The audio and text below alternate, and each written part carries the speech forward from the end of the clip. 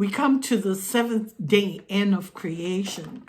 Genesis 2, 1-4 says, "So the creation of the heavens and the earth and everything in them was completed. On the seventh day, having finished his task, God rested from all his work. And God blessed the seventh day and declared it holy, because it was the day he rested from his work of creation."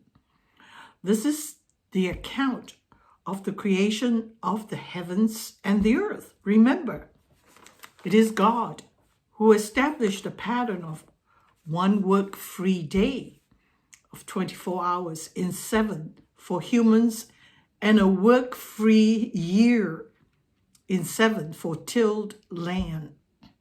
Both man and land would benefit immensely from this work-free day or year by the infinite wisdom of our God.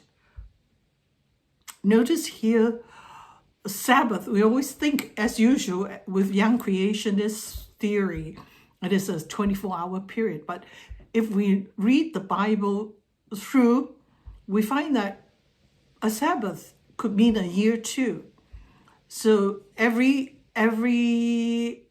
after 6 years of tilling the land, the 7th year is the land is left fallow.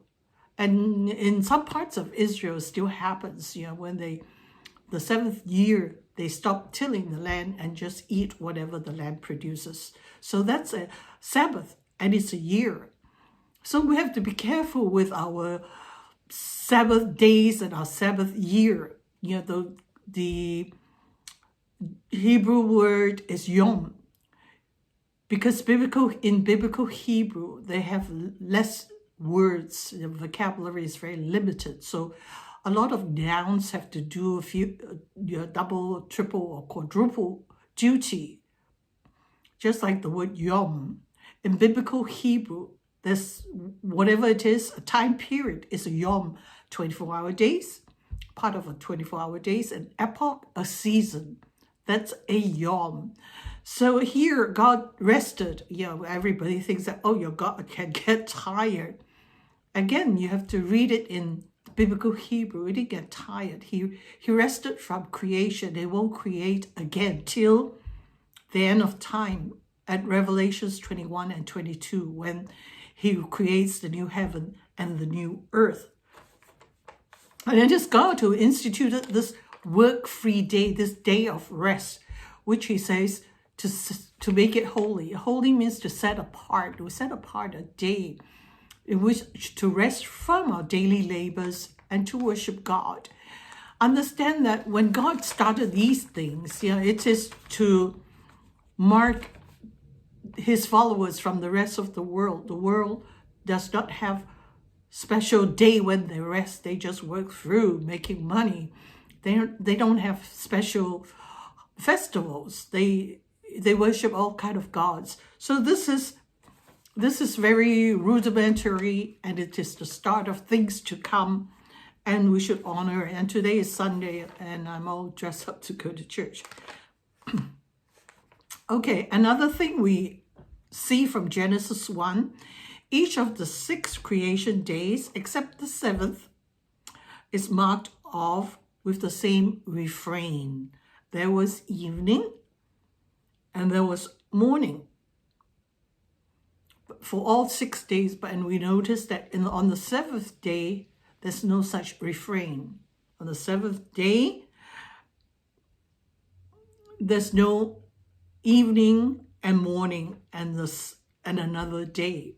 So all the 6 creation days are bookended, however long you may think it is, 24 hours or a very long period, billions, millions, billions of years, is bookended. It has a start, a completion, and therefore an ending. And God looked at it and said, it was good, except the 7th day. What does that mean? It means that the 7th day has not ended. We are living in the 7th day, which makes us ask again, how long was each creation day? And this will be answered in another post. If we are still in the seventh day, it only demonstrates that each creation day is very, very long. On the seventh day, God rested, not because he was tired, but rather he rested from creation. We are living through day 7 because there has not been any creation.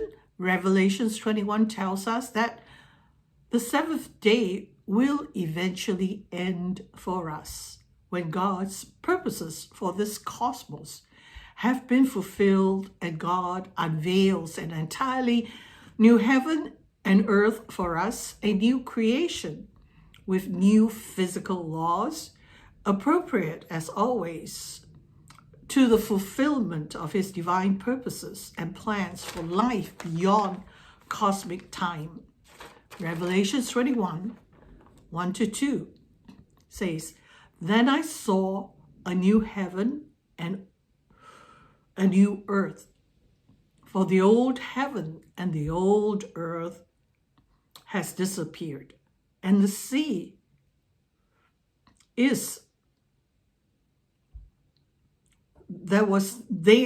was also gone. And I saw the holy city, the new Jerusalem, coming down from God out of the heaven, like a beautiful bride prepared for her husband." Read Revelations 21 and 22, and then you will see that that is the end of day 7 as we know it. We are living through day 7.